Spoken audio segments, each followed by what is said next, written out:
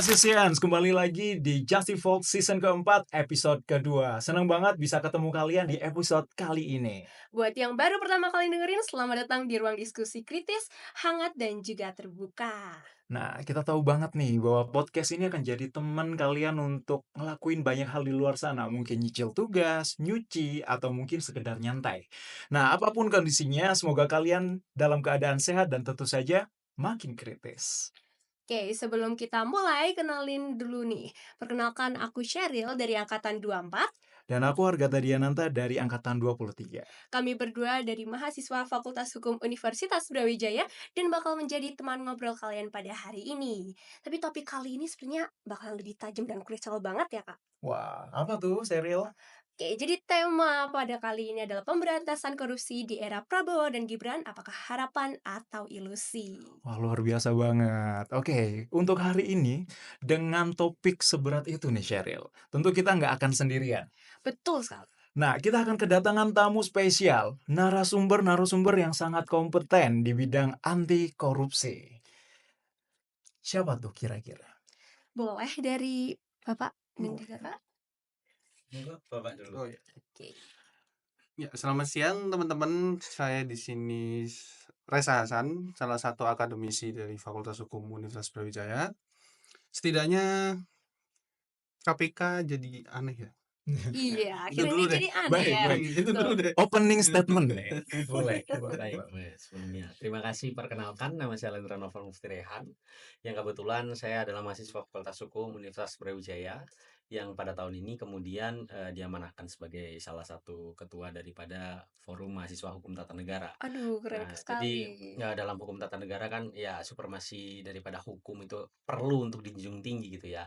Gimana kemudian hukum itu harus dijunjung tapi korupsinya tetap merajalela itu seperti apa gitu kan bermasalah juga. Maka dari Baik. itu hukum harus selaras dengan apa yang dibutuhkan dengan masyarakat. Gitu. Baik, wow, opening statement yang sangat luar biasa ya dari narasumber-narasumber kita yang kelihatan ganteng ini. Kita Iya. lihat ini Pak. Halo Pak Reza dan Kak Alen, selamat datang di podcast Justifolk. Gimana kabar? Sehat-sehat Bapak sekalian? Ya, alhamdulillah. Alhamdulillah. Tentunya sehat, jangan lupa bahagia. Masya Betul Allah, sekali. betul sekali. Jangan lupa bahagia teman-teman ya. Nah, berhubung di depan saya udah ada narasumber-narasumber yang sangat-sangat kece nih ya. Ini mungkin pertanyaan pertama nih, mungkin sudah berapa lama bergelut di isu anti korupsi? Atau mungkin yang selaras lah dengan itu? Boleh dari kalian? Oke, jadi kalau saya sendiri sebenarnya sebelum saya menjadi ketua umum Forum Mahasiswa Hukum Tata Negara gitu ya, saya kemudian bergelut gitu ya, ya hampir 3 tahun lah saya di Kementerian Kajian dan Aksi Strategis. Nah, di Kementerian Kajian dan Aksi Strategis tersebut, ya, saya kemudian banyak sekali kemudian menemukan isu-isu daripada korupsi itu sendiri. Karena isu korupsi ini bukan isu yang cuman muncul 1 tahun sekali enggak. Tapi setiap isu, setiap pembahasan isu itu memang selalu dibahas gitu, selalu menjadi permasalahan bersama. Karena kenapa kemudian korupsi ini kemudian dipisahkan daripada kitab undang-undang hukum pidana? Karena ada kekhususan bahwasannya ada dampak yang luas, ada suatu hal ihwal yang kemudian lebih melebar gitu daripada hal-hal yang pada umumnya terjadi dalam hukum pidana. Maka dari itu memang ada kekhususan tersendiri untuk bagaimana penanganan daripada tindak pidana korupsi itu sendiri Wah, gitu. keren banget. Betul, tindak korupsi ini gak cuma hanya sekali, bener sih. Pada tahun ini aja udah banyak sekali berita-berita tentang korupsi. Betul, lagi viral gitu. Bener, gak hanya jutaan ya, Aduh. triliunan bahkan. Baik, lalu selanjutnya mungkin nih yang lebih senior ini Bapak Reza nih. Betul. Monggo, Pak. Kalau saya dulu pasca mahasiswa ya, pasca S1 lebih banyak untuk berdiskusi dengan mungkin teman-teman pernah dengar Malang Corruption Watch. Iya, Oh. Nah, Iya, ICW, ICW. terus kemudian YLBHI apa bahasanya? YLBHI Malang ya? Pos Oh, Malang. LBH ya, LBH Pos Pos Malang ya. Malang. Nah, itu terus kemudian di Rumah Keadilan pun juga demikian. Jadi saya bukan orang yang tampil di depan, tapi setidaknya bagaimana teman-teman mengetahui bagaimana sih korupsi itu. Korupsi itu ketika tidak hanya uang, tapi ketika memang ada suatu keterlambatan, itu meskipun hanya 5 menit atau lain sebagainya, ya nggak usah jauh-jauh dari contohnya teman-teman aja, apa ya, datang ujian gitu, kan udah dibatasin tuh 30 Oh iya menit. iya, korupsi Nah, waktu gitu ya berarti ya.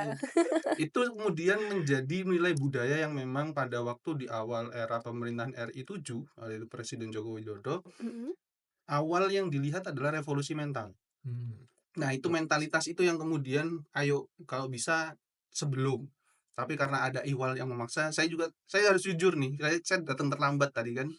Karena memang ada ihwal yang kemudian harus saya prioritaskan terlebih dahulu, Mhm. kan gitu. Maksudnya ada alasan yang kemudian bukan bukan kalau bahasa apa ya, bahasa saya sendirilah, "Alas iku ombo." Hai. Yes. Nah, tapi alasanmu itu lebih Waduh. luas. Nah, Waduh. kan gitu. Berarti ini klarifikasi, Pak. Nah, Aduh, itulah. Tapi nanti kalau tidak dimasukkan nilai kan susah kita. Iya, Iya, betul betul betul. benar benar. Itu merupakan satu contoh kecil.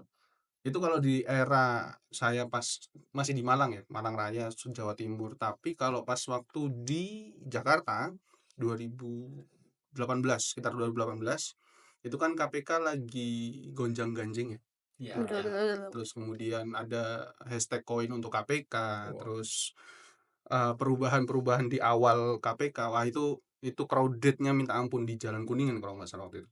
Mhm. Itu crowded-nya, tapi memang para akademisi memang kita perlu tahu salah satu anak lahir ya, anak kandung dari reformasi yang lahir pasca reformasi itu salah satunya adalah KPK. Jadi memang harus adanya tadi Mas Alen juga udah bilang apa sih KPK itu ngapain sih gitu loh. Kekhususan sebenarnya apa extraordinary Extraordinary extraordinary crime. crime. Kan akhirnya ada undang-undang tersendiri kalau bahasa hukumnya kan apa tuh asasnya tuh? Ayo, yang lebih khusus mengenyampingkan yang lebih baru. Lex Salah. specialis. Lex Lex spesial. spesialis Lex itu kan spesialis. legis Nah, generis. Betul. kuis dadakan nih. nah, Iya nih. siapa tahu tadi saya catat tadi. Ayo. Aduh aduh aduh. Nah itu, mengulangi lagi untuk bahwa korupsi itu tidak hanya sekedar uang. Nah ingat, mungkin anak-anak organisasi biasanya molor. Ya. Waduh, Nah, itu jadi yes. habit teman-teman. Jangan Mhm. lupa untuk menjauhi habit-habit korupsi. Ya, itu. Betul. Kalian bukan dilahirkan sebagai koruptor. Oke. Menurut Bapak dan juga Kak Alen nih, secara jujur dan realistis aja, bagaimana sebenarnya kondisi pemberantasan korupsi pada era saat ini? Oke. Kalau Mhm. saya dari yang senior dulu lah. Betul. Nggak enak kalau Waduh, iya boleh yang boleh. pengalamannya Boleh. lebih banyak. Yang pengalamannya lebih Oke. banyak ya.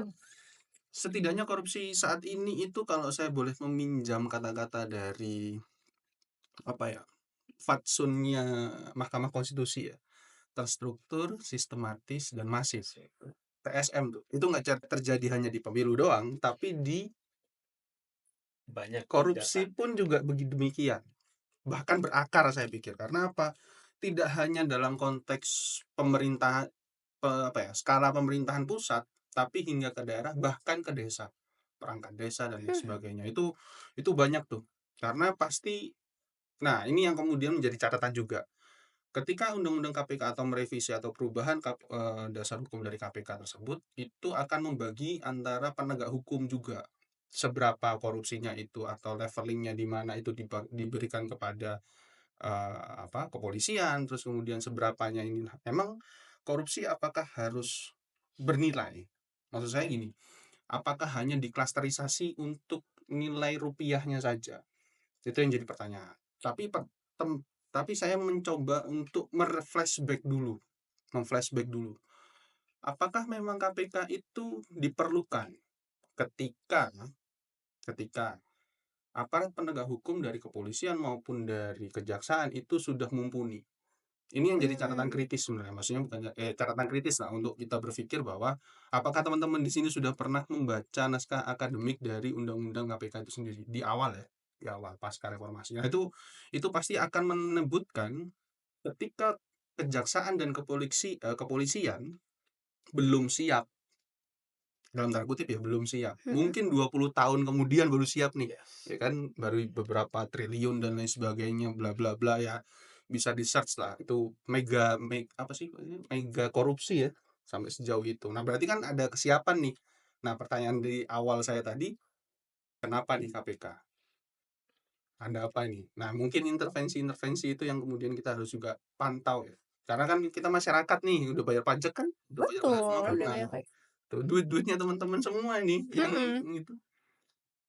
Nah, ini kalau dari kaula muda Nah, ini gimana nih? boleh dilanjutin nih Mas Alen nih. Nah, Gimana? jadi latar belakang ya. Jadi gimana kemudian kondisi pada hari ini.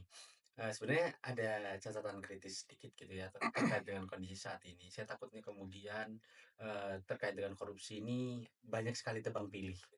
Saya takutnya seperti itu, karena Mhm. memang kita ada, apa ya, ada kondisi di mana memang antara penindakan korupsi dengan politisasi hukum itu agak tipis gitu ya. Kita ngelihat bahwasannya, wah ini kemarin contoh PT Wilmar kemarin, dituntut Waduh, tuh. bener bener, Itu cuma ditumpuk dua semua, dua bener. triliun aja udah tumpuk segitu, gitu. Gimana itu 11 triliun loh yang Nah, kena. Nah nah kita harus tahu filosofikalnya bagaimana kemudian korupsi itu lahir. Korupsi itu sebenarnya itu tindakan untuk menguntungkan diri sendiri ataupun orang lain, Mhm. ataupun kemudian hal itu tuh merugikan keuangan negara. Nah, ini sebenarnya kalau dalam naskah akademik filosofikalnya adalah dia takut kemudian, ada hal-hal yang menciptakan sebuah keuntungan, tapi merugikan keuangan negara. Jadi harus ada keuntungan dulu. Keuntungannya harus dilihat gitu ya, seberapa untungnya, seberapa kemudian, besaran keuntungannya itu keuntungan dalam material atau imaterial, itu kan juga kemudian dinilai gitu. Mhm. Apakah pemberian misalnya saya memberikan jabatan, apakah itu kemudian menguntungkan juga dan merugikan negara? Contoh nih, kemarin kementerian diperbanyak. Gitu ya. Iya Karena iya iya. alasan yang kemudian, ya kementerian saya perbanyak karena memang adanya kebutuhan gitu ya. Tapi bisa jadi itu kemudian dijadikan sebagai bagi-bagi kekuasaan, yang itu bisa merugikan keuangan negara karena harus menggaji nah, banyak kementerian. Iya sih, Terus bener jadi sih. bagi-bagi uang permasalahan ya. ulang gitu ya. Mhm. Jadi makanya kita harus mengkaji lagi gitu, bagaimana kemudian, status quo daripada korupsi ini sendiri. Nah, status quo korupsi di Indonesia, kenapa kok tadi saya ngomong extraordinary crime, karena kemudian ada kebutuhan untuk menangani, karena memang kejaksaan dan juga kepolisian itu kemudian tidak memiliki, memiliki capability yang mumpuni di situ, mungkin ya maka dari itu perlu untuk kemudian diciptakan sebuah lembaga baru gitu ya, lembaga yang bernama Komisi Pemberantasan Korupsi. Mhm. Nah, kalau misalnya gini, contoh kayak misalnya narkotika itu, kan ada BNN juga. Terus misalnya contoh di pemilu itu ada Gakumdu teman-teman, bahwasannya di tindak pidana pemilu itu kemudian lewat prosesnya melalui Gakumdu. Jadi ada, eee, apa kayak MOU apa sih namanya, Pak? Terkait dengan lembar kesepahaman, kesepahaman. ya Mhm. nota Iya. kesepahaman ya, nota kesepahaman antara Polri, Kejaksaan, dan juga Bawaslu, yang itu kemudian digunakan untuk menyelesaikan tindak pidana pemilu. Nah, ini kalau misalnya kita berkaca ya, Agakumdu lahir untuk menangani tindak pidana pemilu, terus kemudian KPK lahir untuk menangani korupsi. Nah, kita perlu sebenarnya integrasi antara kemudian KPK dan juga kejaksaan. Jangan kemudian KPK dilemahkan, kejaksaan ditinggikan. Yang hari ini terjadi seperti itu. Bener. Kejaksaan, wah semua pokok kalau jaksa agung itu udah tampil berarti korupsi besar keluar tuh. Nah, Nah, Betul sih, itu bener bener. kemudian yang dilihat KPK terus ngapain? Ya udah bubarin aja. Mhm. Orang-orang banyak nge-tweet seperti itu dia. Ngapain KPK terus? Mhm. betul. Dibubarin aja. Nah, itu sebenarnya pelemahan-pelemahan KPK ini memang sudah sejak lama gitu ya. 2019 reformasi di korupsi, Oke, revisi bener daripada bener. undang-undang KPK itu salah satu bentuk daripada pelemahan Komisi Pemberantasan Korupsi gitu. Wah, menarik Aduh. banget. Berarti Mhm. dari sini kita tahu nih bahwa untuk penegakan hukum sendiri ini cukup kompleks ya. Mhm. Ada dinamika politik, ada mungkin konflik-konflik interest bahkan ya. Mhm. Wah, luar Bahkan dari biasa sekali. budaya-budaya masyarakat pun juga ada di Nah, sini, Mas. betul tadi seperti habit dan mungkin Mhm. wah, luar biasa sekali. Tapi di tengah kondisi yang kelam ini, Mak, apakah masih ada harapan nggak ya buat kedepannya di Indonesia pada saat ini? Kalau ngomongin harapan, ya Mhm. harapan ya Iya. buat kaum muda kan, Iya. Mbak, ya. Betul betul betul. Negeri kita Kalau masih ada harapan nggak ya? ada, kalau ngomong harapan ada, karena kita melihat bahwasannya tren pada saat ini itu, lagi pada kejar-kejaran, lagi pada semangat-semangatnya untuk memberantas korupsi dan Betul betul, semoga bener. semangat itu tetap terjaga hingga akhir periode 2029 gitu. Amin. Itu yang Amin perlu amin kemudian amin. Amin ditekankan amin karena amin. memang kalau misalnya kita ngomong bahwasannya ya ini habit untuk kemudian wah ini banyak-banyakan ngenain korupsi, tapi jangan lupa takutnya ketika ada politisasi atau kemudian salah tangkap, nah itu seperti apa?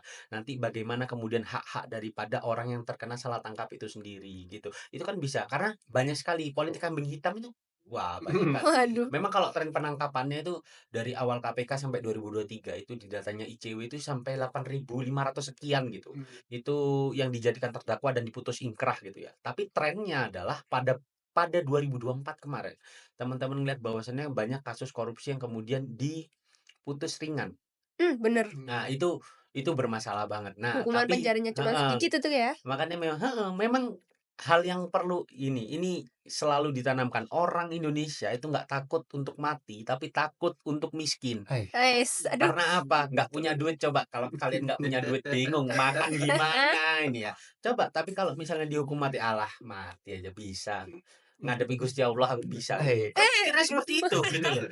Karena orang Indonesia habit-nya yang buruk ini naudzubillah gitu ya. Saya nggak memberikan seperti itu, tapi ini habit yang buruk gitu ya. Kemudian dia nggak takut Tuhan, nggak takut mati, cuman takut dia miskin. Maka memang pemiskinan itu memang perlu untuk dijadikan sebuah hukuman gitu ya. Memang kalau misalnya kita ngomong bahwasannya di siapa yang ngomong itu ya, Menteri Hukum dan HAM atau siapa saya lupa. Di era Prabowo ini, bahwasannya ngomong bahwasannya bisa upaya damai untuk tindak pidana korupsi. Udah balikin aja uangnya. Jadi Pak Prabowo juga pernah ngomong balikin aja uang korupsinya. Waduh, Terus diampuni. Nah, itu kan juga bermasalah. Jadi betul. statement-statement itu yang disusun, jadi statementnya awalnya A, berubah jadi Z, berubah jadi C, itu kan juga bermasalah. Maka harus ada kemudian satu hukum yang tetap, satu hukum yang memang tegak ditegakkan. Apa kemudian yang bisa untuk dijadikan alat agar para koruptor ini jera dan sangat amat jera. Karena kalau misalnya kita ngomong itu nanti masuk ke sistem pemidanaan. Ada kalau teman-teman belajar sistem pemidanaan absolut, sistem pemidanaan relatif, sama sistem pemidanaan pembinaan yang di Indonesia saat ini dianut terkait dengan lembaga pemasyarakatan gitu. Betul, itu Oke. pastinya juga, mempengaruhi perspektif masyarakat ya. Kemarin waktu 271 triliun kan banyak, mendingan saya korupsi dan sebagainya, itu Iya. kan pasti ramai gitu. Iya. Lalu mungkin kalau dari Pak Reza nih, bagaimana menurut Bapak tentang, perspektif dari masyarakat sendiri? Apakah masyarakat masih optimis? Apalagi kalau kita ngomongin mahasiswa, kita ngomongin media atau komunitas hukum, Bahkan bagaimana masyarakat kira? sipil juga. Betul. Ya, berangkat dari mungkin saya akan berbilang ini ke generasi dulu ya. Karena yang jelas pilihannya adalah Indonesia emas atau Indonesia Gelap. cemas. Waduh, Cemas. Nah, tuh kan kan. emas Ya, dan cemas. betul. Ini yang cukup riskan sebenarnya. Karena apa? Dari awal ini kan periode pertama Prabowo Gibran sebagai RI 8 dan wakil RI 8 ini menjadi tonggak awal atau tonggak utama bagaimana rencana pembangunan jangka panjang nasional pertama dengan RPJMD yang pertama juga, RPJMN yang pertama juga ini menjadi permasalahan ketika supremasi hukum tidak ditegakkan. Tegakkan. Kita tahu di pasal 1 ayat 3 Undang-Undang Dasar Negara Republik Indonesia tahun 1945 Indonesia adalah negara hukum dan kedaulatan berada di tangan rakyat di pasal 1 ayat 2-nya. Berarti ini kan demokrasi konstitusional dong seharusnya. Berarti teman-teman di sini pun juga, makanya tadi kenapa saya pantiknya adalah teman-teman di bar pajak loh. Teman-teman sudah punya NPWP kan? Sudah pernah nyoblos semua kan? Nah, Sudah. itu yang Kebetulan saya nggak pernah nyoblos. nah, Waduh. nah, Always golput. itu yang kemudian menjadi apa ya? Tanggung jawab lah. Istilahnya tanggung jawab teman-teman untuk menyemprit juga dengan pemerintahan saat ini. Karena apa? Memang betul komunikasi politik yang dilakukan oleh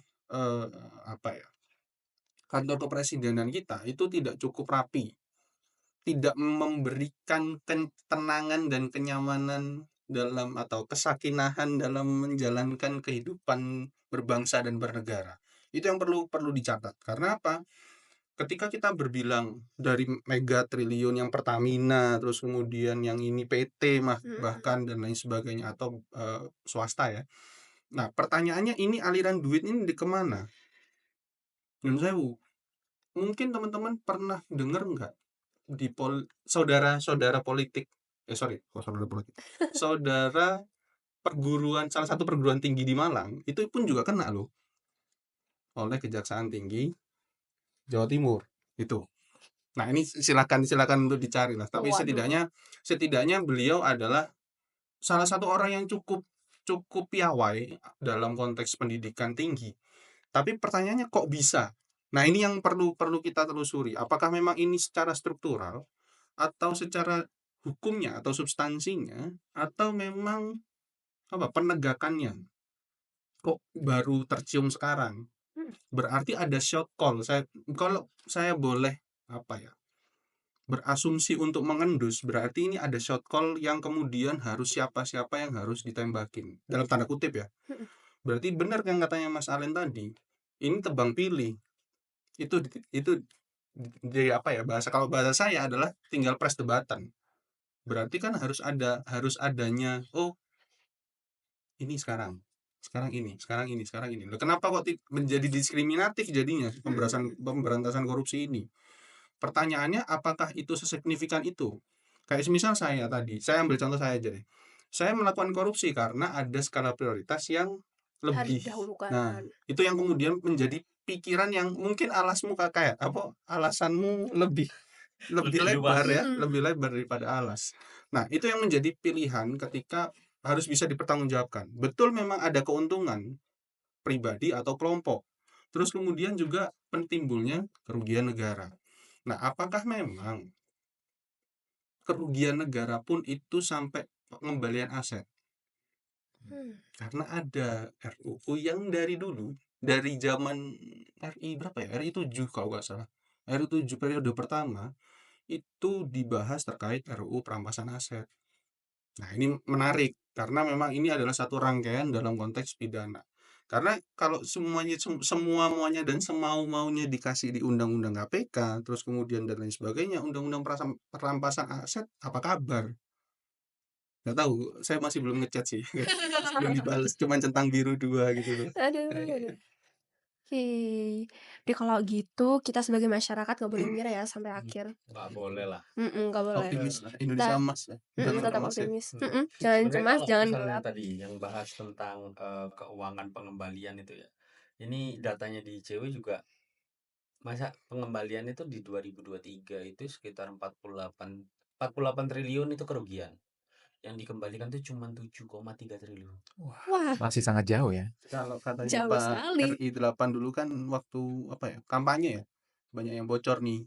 Hmm. Nah, itu loh, dalam tanda kutip banyak yang bocor, itu bocornya kemana nih? Nah, Betul. Apakah hanya ditambal doang, tapi tanpa diisi, atau Mm-mm. bagaimana? Nah, ini yang kemudian kita harus apa ya, kawal lah ya iya. sebagai masyarakat sipil. Kawal terus sampai akhir. Atau jangan-jangan dibiarin malah. Aduh. Hai, Nah, itu dia. Cuman kalau dari perspektif mahasiswa nih, karena saya kan ngelihat Mas Alen ini udah wah sepak Pergerakan terjangnya sekali. luar biasa gitu. Bagaimana teman-teman dalam hal mahasiswa gitu ya? Itu tetap menyuarakan tentang korupsi ini gitu. Ya, kalau menyuarakan tetap menyuarakan gitu. Jadi kalau misalnya ngomong tentang korupsi, skala prioritasnya, kalau korupsi itu mau misalnya ada isu momentual seperti apa, korupsi itu pasti dimasukkan dalam setiap konsolidasi. Isu korupsi, kolusi, nepotisme itu pasti dimasukkan sub isu dari setiap konsolidasi yang ada gitu. Jadi kalau misalnya ngomong bahwasannya isu korupsi, apakah isu korupsi ini berhenti sampai di sini? Enggak. Kok isu korupsi itu setiap ada hal momentual ataupun memang hal-hal yang memang praktikal, nggak cuman momentum saja, itu isu korupsi pasti masuk dan akan selalu masuk. Karena memang isu korupsi ini salah satu hal yang kemudian akarnya banyak. Ya, makanya tadi kenapa dijadikan extraordinary crime, ya karena memang dampaknya itu sangat luas. Kalau kasarnya ngomong terstruktur, sistematif, Masif.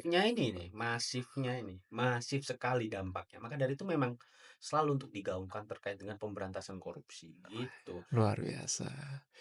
Nah, berarti nih sekarang kita harus masuk ke mungkin rezim saat ini. Pemerintahan era RI 8, Bapak Prabowo dan Mas Gibran. Gibran nih. Betul. Nah, kira-kira nih dari Pak, kita ngomongnya dari yang senior dulu, Iya. dari Pak Reza dulu. Menurut Bapak nih bagaimana tentang pemberantasan korupsi di era Pak Prabowo dari yang telah berjalan dan juga yang akan datang nih Bapak? Mereka menjanjikan komitmen anti korupsi, tapi banyak juga yang masih skeptis. Betul. Mm-mm. sebenarnya kalau pada waktu itu bertemu dengan Pak Prabowo ya, sebelum beliau menjadi RI 8, Wah. sebenarnya beliau ini punya visi misi kenegaraan yang cukup bagus. Karena apa? Kalau kalian generasi muda ingin membantu dan membangun bangsa, ayo saya support. Itu yang kemudian menjadi tanda kutip bahwa ayo, kalau semisal memang ada ide-ide cemerlang, silakan disampaikan melalui kanal apapun. Cuman pertanyaannya, apakah itu sudah terrealisasi atau belum? Nah, pertanyaannya, sekarang ini mungkin kejaksaan yang lagi naik daun. Ya kita harus pahami bahwa suatu struktur lembaga negara itu pasti ada up and down ya. Itu adalah suatu apa ya, bukan anomali sih, tapi memang kayak apa ya, take a lead lah Ya, gitu loh ya, siklus atau kehidupan ya. nah Hmm. siklus Kalau kelembagaan misalnya kamu negara ya. siklus Verloop-nya negara, nah itu Nah, siklus Ya. kelembagaan. nah ini yang Right, ini yang right. yang kemudian harus dilihat juga. Cuman Pak Prabowo dalam hal ini sudah menjadi RI 8, memang betul beliau mengatakan ayo, beliau mengajak, ya. Pertanyaannya siapa yang mau? Nah ini yang kemudian siapa yang menjemput bola? Nah ternyata yang saat ini terlihat adalah kejaksaan yang mau menjemput bola. Nah Polri kapan? Kan itu. Waduh. Betul. Nah ini yang kemudian yang kita harus apa ya, saya di sini sebagai mungkin berseragam sebagai apa, berpakaian sebagai akademisi. Saya cuman memberikan apa ya, beberapa dan berbagai bibit-bibit, nantinya monggo untuk diunduh atau disemai. Pertanyaannya apakah Polri siap untuk menjemput bola ini? Pertanyaan itu yang kedua ya. Karena yang tadi pertanyaannya apa kabar KPK? Ternyata KPK sudah babi bu main bulu tangkis ya. Nah, Nah, kan ya, itu bulu tangkis atau bulu tepok atau apapun lah bahasanya. Kan kalau golf kan sudah mindsetnya udah terlalu tinggi ya. Nah, iya ini benar akhirnya sih. fancy banget. Ya udah tepok bulu gitu kan. Kayaknya pingpong, Pak. Nah, Iya, pingpong habis pingpong. ini ya. Pingpong. Nah, itu yang menjadi pertanyaan apakah memang siapa yang mau menjemput bola dari Pak RI 8. Ini yang menjadi apa namanya, titik tolak atau titik balik dari menuju Indonesia Emas lah ya, 2045. Nah, jangan salahkan juga ketika, wakil dari RI 8 ini atau Mas Gibran, itu juga melakukan loh, meskipun tidak seatraktif itu, tapi kayaknya kalau yang Oh, iya. beberapa informasi yang saya dapat, beliau malah gerakannya underground. Oh. Wow. Tidak terlihat ya, bahasanya begitu ya, tidak Mhm. terlihat dan lain sebagainya. Ya mungkin itu pilihan karena memang ada yang dalam tanda kutip, ya saya tidak menyebutkan siapapun, dalam tanda kutip pencitraan dan lain sebagainya, itu monggo silahkan, itu pilihan. Tapi ketika segala sesuatunya dilakukan tanpa harus kayak gini deh peribahasanya, tangan kanan memberi, tangan kiri nggak boleh tahu, kan Ais. gitu. Bener bener. Betul. Bahasanya begitu. Mungkin itu ya, saya secara husnuzon atau berprasangka baik, berarti Mas Gibran ini lagi apa ya, menerapkan itu, peribahasa itu. Ini secara husnuzon ya. Terserah orang mau bilang apa, tapi setidaknya beliau sebagai wakil kepala negara dan wakil kepala pemerintahan, saya harus menghormati secara keseluruhan. Terserah orang mau ngomong apa, tapi setidaknya saya menghormati kenegaraan kita dibangun tidak hanya dalam waktu satu semalam. Mhm. Itu pasti panjang prosesnya. Bukan Candi Prambanan Oh ya? bukan, ini Bukan bukan Candi Roro Prambanan? Jonggrang juga, Mhm. tinggal kita nunggu nunggu Roro Jonggrangnya nih siapa. Kan akhirnya itu yang menjadi, pertanyaan, siapa yang mau menjemput bola? Apakah lembaga negara atau masyarakat sipil atau bahkan dari Fakultas Hukum Universitas Brawijaya sendiri Mhm semisal. mhm. Karena begini, sepengalaman saya sebelum saya mendarat di Malang di tahun 2023, itu banyak loh teman-teman yang mau untuk terlibat secara aktif di berbagai konteks apa ya, bukan penyelidikan, kayak uji materi semisal, entah itu di MA, entah itu di MK. Atau biasanya amicus. Nah, amicus curiae Amicus Mhm curiae. semisal, mhm. Betul. itu pun juga banyak. Jadi kayak kayak apa ya, karena saya memposisikan diri sebagai teman untuk berdiskusi. Jadi saya bukan orang yang di depan layar, tapi ayo, kalau mau diskusi ayo. Apa nanti ini outputnya, apa ini outcome-nya. Nah, itu yang perlu teman-teman juga, ayolah, come on. Maksudku, ya kita memang berangkat dari Jawa Timur, it's okay, it's not problem. Cuman permasalahannya teman-teman berani nggak untuk sampai menyuarakan bahwa semisal apa tambang di Banyuwangi. Apa betul waduh. Tambang di Oh, Banyuwangi, saya nggak ada nggak yang tahu tahu. kan? Nah, itu pun juga banyak permasalahan. Ijen dan lain sebagainya, itu pun juga banyak permasalahan. Nah, ini yang kemudian secara aglomerasinya itu jelas tuh. Terus ini kalau kita berbilang bahwa tambang-tambang dulu apa sih namanya, nyumun ya? Nggak tahu, kalau kalau Iya. kalau dulu sih nyumun ya. Kalau sekarang nggak tahu apa tuh Betul. bahasanya. Nah, ini yang kemudian pertanyaannya kok sampai segitunya untuk dilindungi. Nah, ini berarti kan ada apa-apa nih. Nggak mungkin kalau nggak ada apa-apa. Sekelas Banyuwangi loh, segede itu. Belum Yes. lagi Bondowoso dan lain sebagainya atau sekitarannya. Nah, ini prakteknya untuk masyarakat sekitar dan lain sebagainya Saya yakin kan di zaman saya itu 2000 berapa ya, 2014-an lah sekitarnya. Mhm. Saya tahu kalau di situ ada tambang, karena motoran ya, maksudnya ya suka motoran Oh, lah. Nah, keliling, keliling, touring lah. ah, touring di situ kok satu ada tentara. Di situ saya tahu bukan tempat tempat apa ya, Mas, ya, tempat latihan atau Iya. apapun lah bahasanya, tapi kok banyak ya. Itu Wow. curiosity, makanya Iya. apa ya, ayo kita timbulkan daya kritis, daya curiosity kita. Mhm. Akhirnya, ayo kita ini ada apa sih di sana, gitu loh. Nah, pertanyaannya ketika korupsi terjadi di sekitar ya, kalau Mhm. yang di Kejaksaan Tinggi Jawa Timur kan kayaknya kalau dari Fakultas Hukum nggak jauh deh, Iya. nggak nyampe 5 Iya. kilo ya. Nah, itu yang baru-baru. Monggo silakan untuk di-search atau ya surfing di media sosial atau internet, itu ada. Makanya kenapa kok iya saya sih nggak enak ya ngomongnya ya, cuman itu yang tertampakkan begitu. Nah, ini yang cukup ya dalam tanda kutip itulah. Jangan sampai ya naudzubillah min dzalik di kedepannya bahkan orang-orang di sekitar kita malah atau semisal si A, kemarin kan baru ngopi nih. Iya. Lah Iya. pagi-pagi udah disekep aja, udah Waduh, masuk Kijang 1 kan. Nah, bahaya. ini kan nggak enak maksudnya. Nah, Iya. ini yang kemudian kita harus waspada juga gitu loh. Mhm. Bukan kita menjauhi enggak. Tapi setidaknya kita sebagai teman atau dia teman nongkrong lah. Ayo ngobrol kalau apa yang bisa diobrolin. Hmm. Nah, pertanyaannya RI 8 itu seperti itu. Ayo butuh siapa yang menjemput bola? Apakah memang dari mahasiswa-mahasiswi Fakultas Hukum, Universitas Brawijaya? Who Mhm. knows? Time will tell lah. Wah, luar Iya. biasa sekali ya. Iya. Kita dapat insight-insight baru nih, Mhm. bahwa kita harus tetap, mawas akan sekitar kita. Oke, kalau dari Pak Resa tadi harus menunggu, siapa yang mau press the button nih, Pak, nih. Nah, Betul. saya penasaran nih, kalau dari Mas Allen sendiri, gimana tantangan politik atau mungkin kelembagaan dari rezim Pak Prabowo ini? Ya kalau ngomongin tantangan politik gitu ya, sebenarnya kalau ngomongin tantangan politik, gimana ya ngomongnya ya? Kalau misalnya ngomong tantangan politik kan jelas bahwasanya ketika kita berhadapan dengan korupsi, ya banyak sekali kemudian rintangan yang harus dilewati gitu. Banyak kemudian ya kalau misalnya kita bicara gitu ya, misal nih, aku kemudian menggelapkan uang atau korupsi uang 60 triliun gitu misal, 60 triliun aku titipkan gitu ya.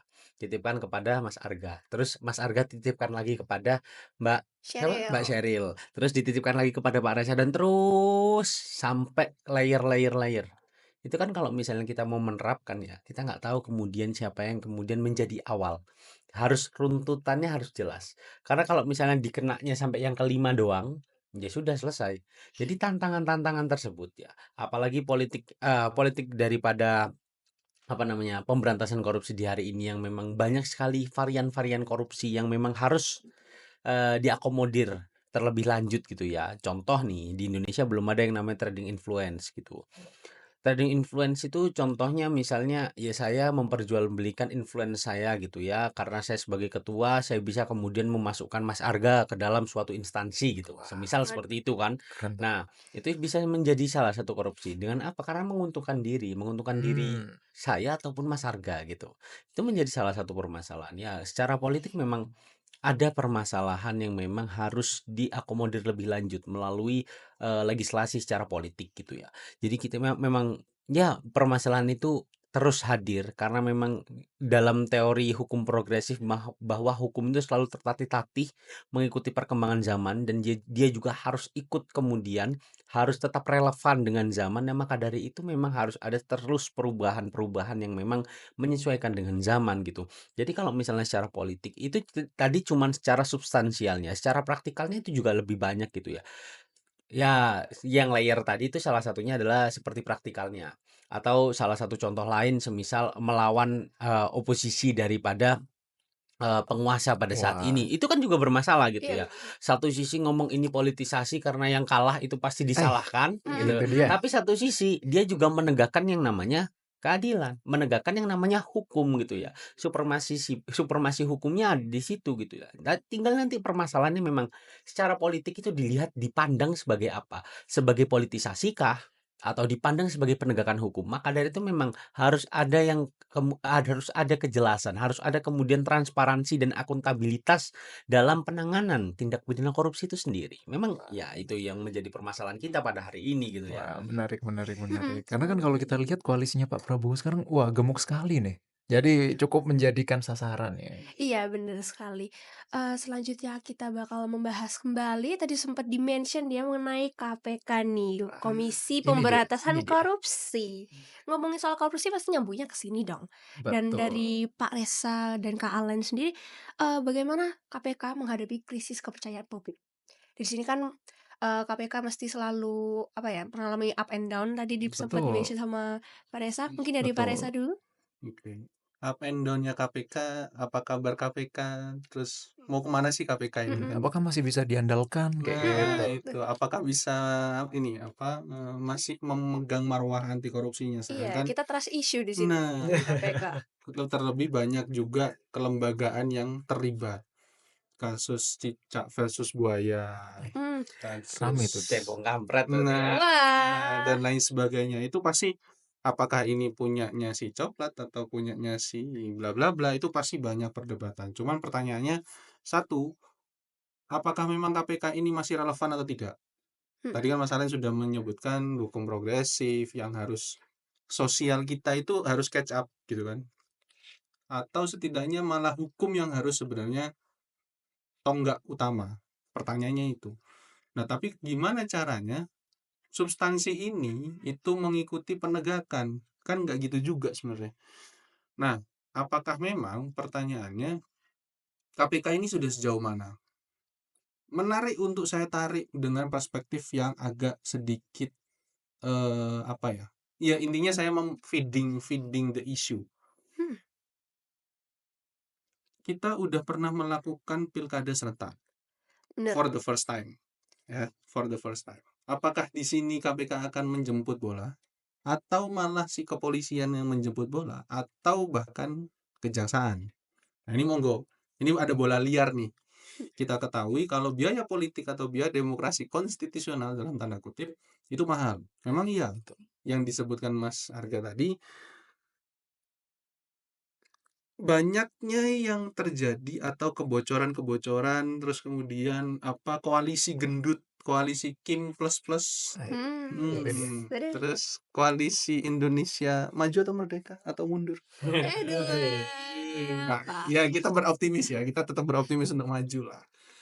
Kim plus, terus kemudian Kim doang dan lain sebagainya. Itu menjadi sentralisasi dalam konteks partai politik. Cuman pertanyaannya apakah memang pernah ada? Ini ada sih beberapa tulisan yang cukup mengagumkan kalau nggak salah dari Mas Reza Widya siapa gitu saya lupa. Saya pernah bertemu dengan beliau, pernah membaca tesisnya dan sekarang sudah dijadikan buku. Apakah memang partai politik itu bisa untuk dibubarkan? Wah, Wis. Wah wah. wah. Jadi Secara kok bilang konsi dari bilang Wow. konsep apa dari konteks korupsi ya, ya. ya kan? Karena ada tuh ya kita bisa tahu lah. Satu saya akan feeding isu lagi terkait kalau tidak salah RI 6 ya kalau nggak salah. 2 periode di terakhir terus kemudian yang kena si Anas Urbaningrum. Itu yang kemudian. Terus kemudian yang sekarang RI 7 Hmm. dari partai politik yang itu Ya. dari Moncong Putih. Yang Ya. ini kan Mersi nih, Ya. ya kan? Yang pertama RI 6. Terus kemudian RI 7 dari Moncong Putih. Harun Masiku sudah di mana? Sudah dicek? Aduh. Aduh, udah ya. Bising ini, Pak. Ya, itu karena ini yang sama yang kita Mas Alen juga dan saya sebutkan adalah terstruktur, sistematis dan masif dan juga berakar. Jadi kalau kita ngomong korupsi dari partai politik dan lain sebagainya, apakah betul pembubaran partai politik ini pernah dilakukan oleh Mahkamah Konstitusi sebagai pelaksanaan Undang-Undang Dasar di pasal 24C? Nah, itu dia silakan. Ntar ujian kita ntar. Waduh. Ya, bukan Ujian lagi repot nih. ya. Kuis ya, kuis. Wis dadakan. Nah, itu yang kemudian di pasal 24C tersebut ada loh pembubaran. Tapi apa yang menyebabkan dia pembubaran? Apakah korupsi atau mega korupsi itu bisa jadi salah satunya? Nah, ini yang kemudian perlu dan patut dipertanyakan. Karena apa? Transaksional dalam konteks politisasi.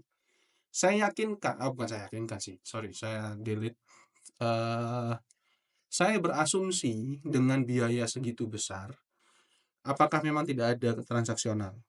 Saya yakin pasti ada, Pasti. cuman tidak tahu seberapa besar. Nah, ini mungkin bagi penonton atau mas-mas dan mbak-mbak atau bapak ibu sekalian atau pemirsa, sebenarnya feeding isunya adalah yang mau menjemput bola ini siapa? Oke. Itu secara struktural dulu deh.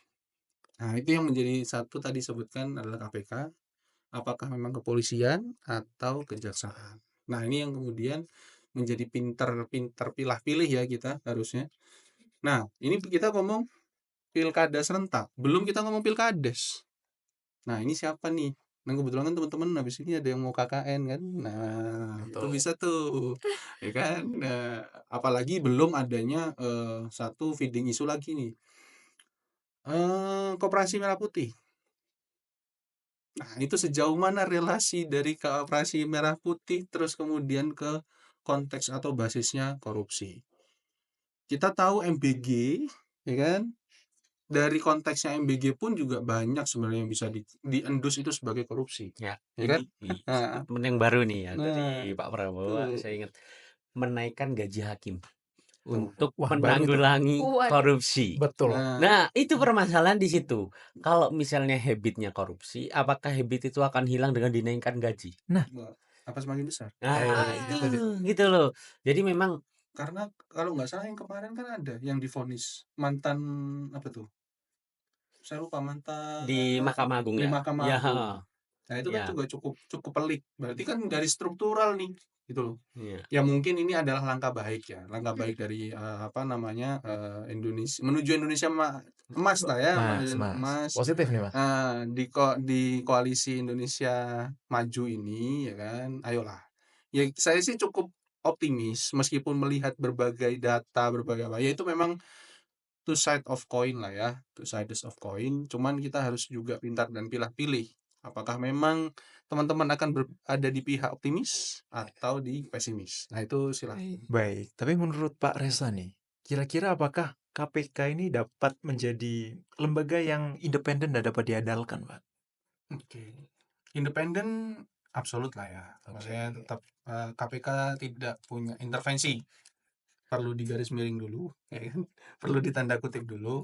Meskipun banyak Karena kasus-kasusnya versus-versusan tadi, ya ya, kan? tapi nanti masalahnya juga yang independennya secara struktural atau fungsional. Nah, Nah, Itu. itu itu juga nanti masalah itu. itu Boleh. cukup cukup tricky ya untuk Iya, merespon. Cuman setidaknya saya sebagai warga negara yang mencoba untuk lebih baik, saya tetap optimis ya. Tapi cukup juga berpesimis. ya, Bahasanya tidak ada apa ya? Uang 100.000 itu kan dua sisi ya. ya, Kalau nggak ada Soekarno Hatta, bukan uang 100.000 dong, spesimen dong jadinya ya. ya. Nah, kalau tidak ada tari-tarian itu cuman ada Soekarno Hatta doang juga spesimen juga. Kayaknya nggak mau menerima juga kan Indomaret, Alfamart ya you name it apalah. Tapi pada akhirnya nilai suatu lembaga itu juga ditentukan dari konteks siapa sih yang di dalam. Nah, Oke. kalau pada waktu zaman saya dulu, siapa yang ada di dalam itu ditentukan dulu. Bagaimana proses Hmm. proses seleksi, proses apa dan lain sebagainya. Memang kita tidak bisa menegasikan bahasanya bahwa KPK itu juga dari konteks ikut campurnya DPRD, ikut campurnya eksekutif dalam hal ini presiden ya. Karena yang jelas bagaimana menyeleksi komisioner-komisioner di KPK itu cukup eh tricky karena ada proses fit and proper test. Karena di Ya, sana pasti ada proses politik dan lain sebagainya. Nah, Oke, oke. makanya kenapa menjadi optimis itu satu siapa yang di dalam dan siapa yang berani untuk menjemput bola dalam konteks menangani kasus korupsi. Tapi cukup pesimis juga ketika ini dalam tanda kutip kalau saya boleh pinjam bahasanya orde baru ya, dibredeli ya. Kalau Dibredeli. dibredelin kan di bahasa Breder. Preteli. dibredeli you name it itu apapun. Apakah KPK sepesimis itu? ya monggo kita lihat untuk ke depannya. Apakah revisi undang-undang KPK sudah beberapa kali sebagaimana telah diubah beberapa kali terakhir dengan bla bla bla bla bla bla bla, ya sudah kita lihat 5 tahun ke depan lah seenggaknya dalam Iya. konteks RI 8 ini gitu. Oke, Menarik kalau banget. perlu direformasi nih perubahan seperti apa yang paling mendesak? Mungkin bisa Tuh. saling menipali saja nih, Kak Aduh, Reza ya nih. mungkin kalau saya sendiri ya Silakan. mungkin ya. Independensinya nggak cuman secara karena kalau misalnya kita berbicara gitu ya terkait dengan KPK itu kan tadi udah disinggung sama Pak Reza terkait independensi gitu ya. Tuh. Oke, secara fungsional dia independen. Ketika dia melakukan penyidikan, penyelidikan, ataupun ketika dia kemudian OTT, operasi tangkap tangan, dia nggak boleh kemudian eh, dicampur adukan atau nggak boleh laporan kemana-mana. Kemudian direvisi undang-undang. Jadi kayak diem-diem aja gitu loh, semuanya itu harus eh, secara diam kita langsung gerak gitu. Tapi kan kemudian direvisi undang-undang KPK yang baru itu kemudian memang bermasalah gitu ya. Bahwasannya memang ketika dia mau melakukan OTT harus ada pelaporan. Nah, itu kan juga bermasalah. Yang kemudian independensinya ini kan dipertanyakan. Kalau kita ngomong independensi dari KPK itu independensi secara fungsional. Fungsinya as a struktural dia nggak independen. Karena mau gimana pun orang-orang yang ada di KPK itu titipan. Waduh. Titipan itu Bahaya bukan sekali dalam titipan konotasi nih. bukan dalam konotasi buruk ya. Oh, oke. Oke. Titipan itu maksudnya kayak saya mendelegasikan untuk mengusulkan orang ini. Nah, Hmm. ya itu memang ya pasti ada gitu. Kalau kita misalnya ngomong kayak gitu ya lagi dan lagi memang permasalahannya adalah independensi fungsional ini kemudian dicabut secara perlahan. Dan hari ini itu sudah mulai akarnya tercabut. Semangat untuk kemudian melaksanakan pemberantasan korupsi itu sudah nggak ada. Nah, makanya kalau misalnya mau diformulasikan ulang atau direformulasi seperti apa, KPK itu harus ditempatkan sebagai lembaga yang benar-benar independen, baik secara fungsional maupun struktural. Gimana caranya? Tempatkan dia sebagai alat negara. Ini sebenarnya salah satu apa ya pemikiran ketika ini sudah deket-deket sama amandemen kelima Undang-Undang Dasar. Bisa jadi kemudian di amandemen ya sih nggak tahu ya. Kemudian di amandemen tiba-tiba masuk gitu ya. Masuk organ Lembaga awalnya set negara ya. auxiliary Iya. organ jadi lembaga negara Hmm. gitu ya. Yang menjadi alat negara as a Polri, as a TNI yang kemudian memang kalau misalnya kita ngomong ya kita berbicara dia hanya di bawah kepala negara. Alat negara itu bisa digerakkan atau bisa digunakan hanya oleh kepala negara. Contoh misal saya pengen kemudian ini KPK, ini TNI lah yang bisa melakukan atau menggunakan ini ya saya saja sebagai kepala negara. Nah, misalnya kalau seperti itu lebih baik yang pertama. Dan yang kedua, alat negara dengan lembaga yang seperti itu bedanya kalau alat negara, orang-orang yang memang keprofesionalitasan, akuntabilitasnya, atau kemudian kapabilitasnya itu kemudian sudah teruji melalui jenjang-jenjang. Jadi misalnya di KPK, kalau kalau misalnya di TNI kayak ada Pangkat gitu. kepangkatan. Nah, Pangkat-pangkatnya. sama seperti itu. Dia harus latihan terlebih dahulu, harus tahu, harus pemahaman terlebih dahulu sampai dia maju ke dalam komisioner. Menjadi komisioner daripada KPK, menjadi ketua KPK gitu. Nah, itu memang kemudian salah satu formulasi yang ya ini pemikiran gila gitu ya. Ya itu bisa jadi dijadikan usulan gitu ya, KPK jadikan alat negara, masukin dalam amandemen Undang-Undang Dasar kelima gitu ya. Karena memang kebutuhan daripada korupsi nggak masalah gitu loh. Menarik. Soalnya kalau misalnya kita ngomong konstitusi di Ekuador aja ngomong bahwasannya pohon adalah subjek hukum. Itu nggak masalah. Menarik. Pohon laut, lingkungan hidup adalah subjek hukum. Itu di pasal 11 atau 12 itu, konstitusi Ekuador. Itu nggak apa-apa, nggak I masalah. see. Berarti kalau Mas Alan ini lebih ke menyoroti independensi dari penyidiknya sendiri? Iya, memang harus I see. diformulasikan ulang. Betul. Berarti kalau untuk yang kemarin nih Mas, saya kan juga sedikit membaca lah tentang mungkin perubahan UU KPK.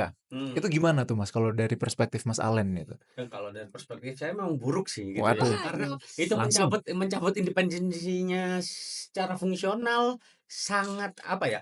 Ini kasarannya kita udah dicabut, udah diangkat gitu ya. Ini tambah diangkat lagi sampai nggak napak di tanah gitu loh. I Jadinya see. nggak kelihatan di mana ya KPK gitu.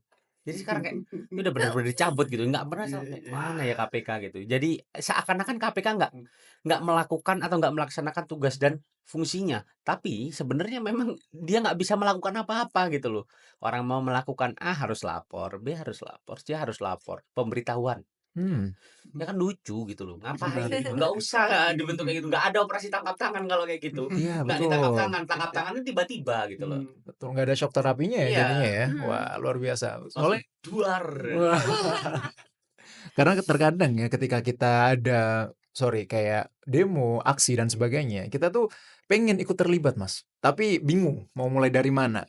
Nah, kalau mungkin dari Mas Allen nih, apa langkah konkret yang bisa kita lakukan lah? Mungkin sebagai garda terdepan ya, kita yang paling sering demo, kita lah yang Oh, paling Ya sebagai mahasiswa nah, hukum betul. nih. udah ngomong garda terdepan lah. Nah, Tapi Wah, kita bersama-sama. kemudian yang bisa untuk mempunyai apa ya, mempunyai capability untuk membersamai itu, Nah, betul. gitu loh. Jadi ya bukan yang garda terdepan gitu loh. Enggak. Kita kalau misalnya ngomong perang gitu, kita bukan prajuritnya yang paling di depan gitu, tapi kita yang mengatur strategnya dari perang itu seperti apa, gitu. Kasarnya seperti itu.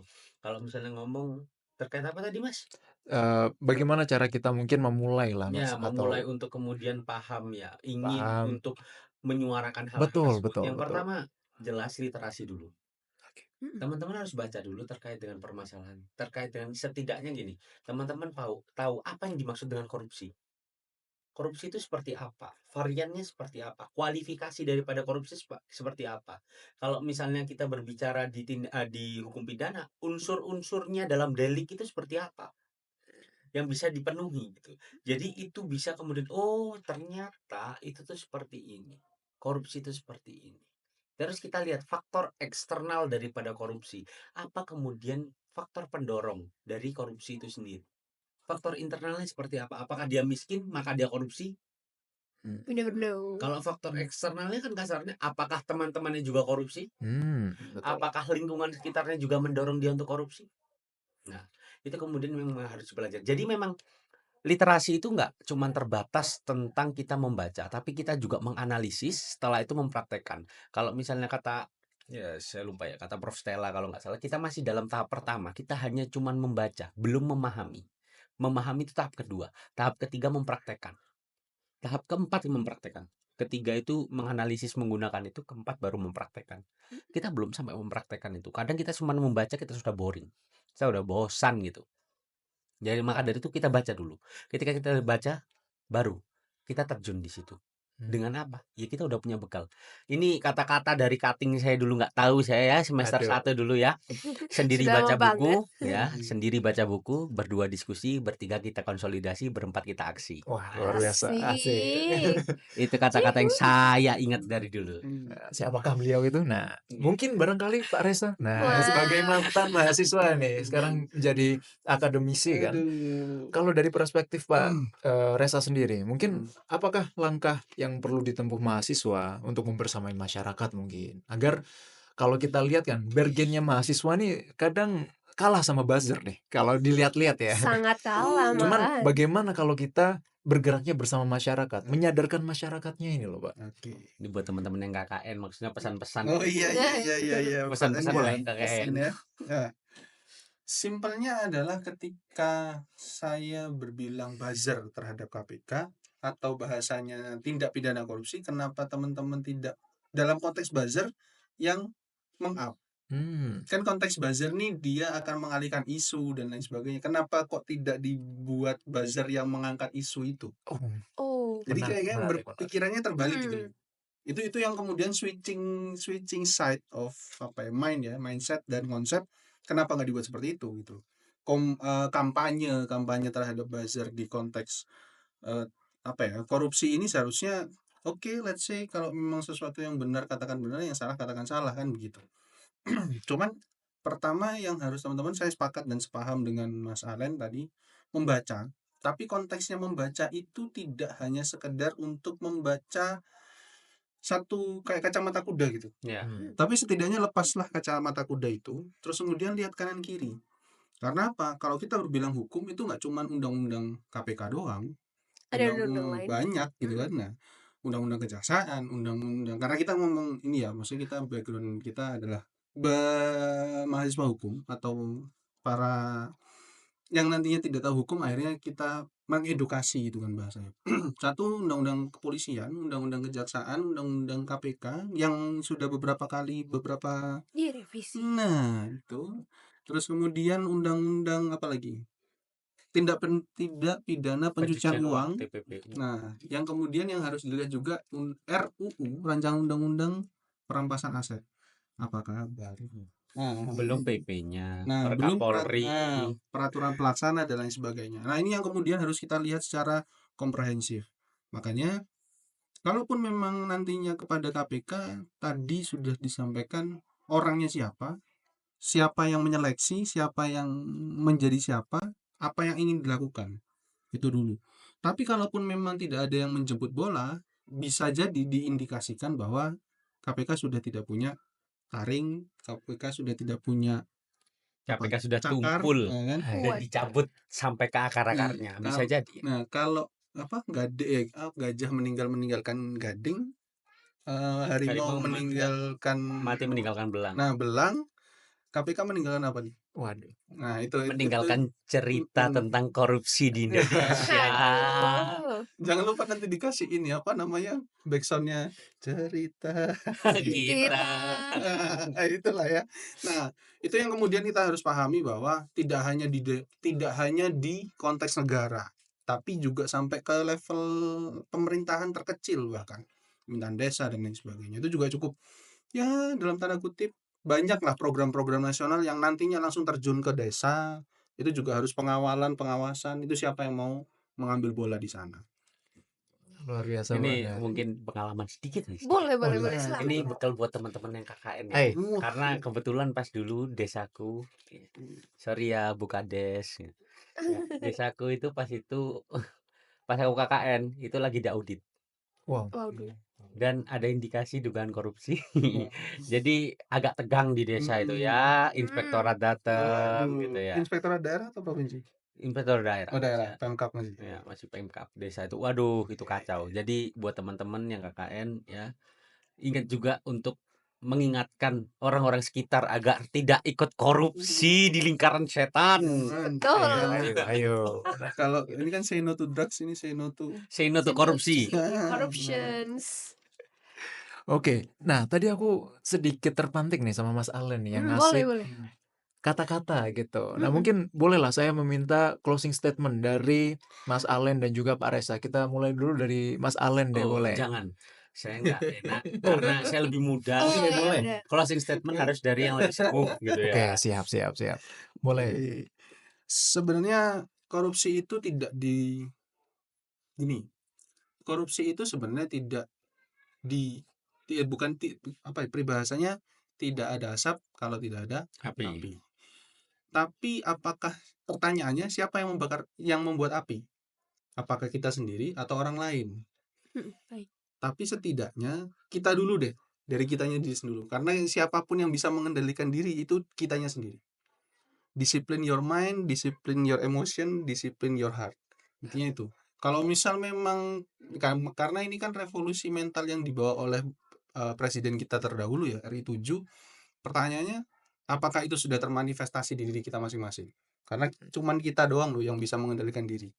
Setidaknya ketika sudah selesai dengan diri baru kita bisa mengajak ke teman-teman yang lain. Itu sih sebenarnya. Korupsi itu sebenarnya bukan suatu hal yang besar ketika kita sudah Bisa mengendalikan diri Nah, sendiri kita. Luar terhadap biasa. korupsi. Betul. Kembalikan ke diri kita sendiri ya, Mm-mm. teman-teman ya. Oke, sekarang nih. Nah, Dari Oke. Rali. pergerakan Mungkin saya sedikit ya mengutip. Kita bukanlah orang, ini kata-katanya Nietzsche gitu. Kita bukanlah orang-orang yang mengenal diri kita sendiri. Itu prolog daripada Nietzsche dalam bukunya On the Genealogy of Moral. Ya, On Genealogy of Moral itu 3 esai ya. Esai yang pertama baik buruk, 2 terkait dengan nurani yang buruk, yang ketiga itu terkait dengan cita-cita asketik. Seluruh manusia ya. Ini kalau misalnya kita pakai antitesisnya Nietzsche nih. Pakai Kant, semua manusia itu terlahir dengan baik dan memiliki tujuan yang baik. Dia tidak akan punya moral yang buruk. Moral yang buruk itu dibentuk karena adanya habit dan kebiasaan yang kemudian menciptakan dia menjadi buruk. Yang apabila balik lagi ke perkataannya Nietzsche, kita bukanlah orang yang tahu terhadap diri kita, yang diposisikan bahwasanya ketika aku berdekatan dengan tukang ikan, maka aku akan juga bau ikan. Mmm. Ketika aku berada di dekat orang yang jualan kambing, maka aku akan bau kambing. Nah, hal-hal seperti ini gitu ya, yang kemudian bisa kita lihat dalam korupsi. Tidak ada orang yang kemudian punya niatan untuk korupsi. Tapi korupsi itu kemudian lahir dari adanya celah yang bisa dimanfaatkan, dan hal yang dimanfaatkan ini bisa berulang kali. Dia sudah terbiasa melakukan yang pertama, kedua, ketiga, keempat. Dan akhirnya terbiasa, yang itu membentuk mentalitas kita yang buruk. Maka ketika kita melihat suatu hal yang buruk, maka tugas kita adalah mengubahnya. Man ra'a minkumul munkaron falyughayyir biyadihi. Fa illam yastati fa bi lisani. Fa illam yastati fa bi qalbi. Fa innahu ad'aful iman. Tapi hal tersebut memang sangat amat susah. Maka setidaknya ketika kita tidak bisa menggunakan tangan kita, maka kita bisa menggunakan lisan kita. Kita bisa untuk kemudian terus menyuarakan hal-hal yang tidak benar, tidak berkeadilan. Untuk itu jangan sampai putus perjuangan kita untuk melawan dan memberantas tindak pidana korupsi. Sekian dari saya. Oke, Luar kawal terus biasa. korupsi sampai akhir, betul nggak Kak Arga? Luar biasa banget. Oke, aku dari sini tuh sampai, apa ya, pembahasan kita itu sangat krusial, terus sangat tajam dan lain sebagainya. Aku sebagai mahasiswa yang baru semester 2 di sini langsung kayak, "Wow, perbincangan apa ini? Berat sekali pada hari ini ya." Kalau kata anak sekarang tuh daging semua gitu. Iya, sangat mendaki pada hari Wah, luar ini. biasa. Oke. Jadi terima kasih nih Mhm. sebelumnya untuk Pak Alen dan juga Mas Alen dan juga Pak Reza. Sampai bingung sendiri ini saya. Iya. Kita udah membahas mulai dari realitas pemberantasan korupsi, tantangan politik hingga pentingnya peran mahasiswa. Oke. Oke, sebelumnya aku ucapkan terima kasih banyak buat Pak Reza, terus juga Mas Alen. Jadi ingat ya teman-teman, ini tuh biasanya dari habit kita sendiri. Kita nyoba 1 kali korupsi, tapi lama-kelamaan kayak addicted, ketagihan, kita dapat keuntungan kayak gini nih ternyata." Iya nggak Kak Arga? Betul. Nah, untuk teman-teman sekalian, para mahasiswa ya khususnya, yuk jangan jadi penonton doang.